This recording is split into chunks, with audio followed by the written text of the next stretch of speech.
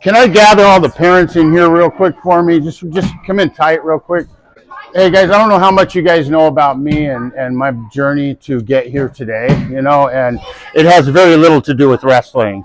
And it has a lot to do with overcoming some serious life challenges that I faced over the years. But I'm going to talk about my story towards the end of practice, okay? And what I'm going to do is try to connect with your kids throughout the next couple hours. Okay, is everybody okay with me talking about drugs to your kids? Is everybody okay? Is anybody... Their friends are talking about it. It's extremely important to me. I'm extremely passionate about it, Hey, we use wrestling as a vehicle to help me, hopefully teach some kids about some things that I didn't know about when I was their age. So I just wanted to get a green light from everybody. Stance, good position is extremely important. I never was a great technician, but I was tough. And I had good position and I had great conditioning. And it gave me opportunities to win. There you go, elbows in, hands up, even multi-state felon, ex-convict, drug addict, deadbeat father, 2004 when I got sober, 2007 making a comeback, I'm looking around and I'm a stain on the earth. People look down on guys like me, and there's a stigma behind it. And so for me, it was like there was that shred of hope when I stepped back on the mat. I get chills talking about it because the wrestling community, you guys, the families, the parents, the coaches, took me in and said it's going to be okay. And then come into a cradle right there. Yep. Oh, and then step up. There you go. Yep. Back. So they tied overtime. I'm stuck back of his knee. I'm not hanging out here. I'm right off my knee. Just remember, if you stay in the sport and continue to focus on just getting a little bit better every day, the win's going to come sooner or later. I promise you that. The win will come sooner or later. I didn't see the state championships until my senior year.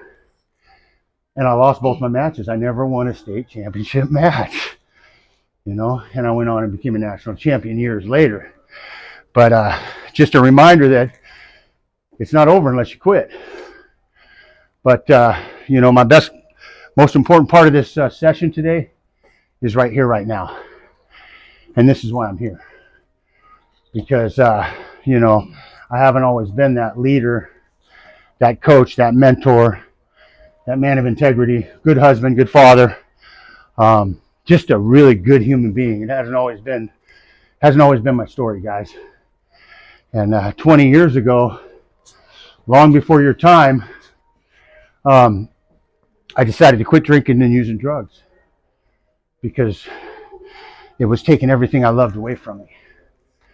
I made a few mistakes in my life right after high school, and it snowballed, and I lost 20 years of my life with struggling with addiction and drinking and partying. There's a lot of things pulling at you kids, man. In a few years, you're going to be in high school. There's going to be a lot of pressure. There's going to be a lot of things pulling at you, and what we really hope is that you guys find yourself through the sport and find yourself through your family and your support system, and hopefully you guys have the courage and the strength and the to not use drugs, not drink. Because, I came from a good loving family. I came from good family values, and I had wrestling as a kid. And so, my thoughts are if that can happen to me in a pretty safe environment, that means it can happen to just about anybody,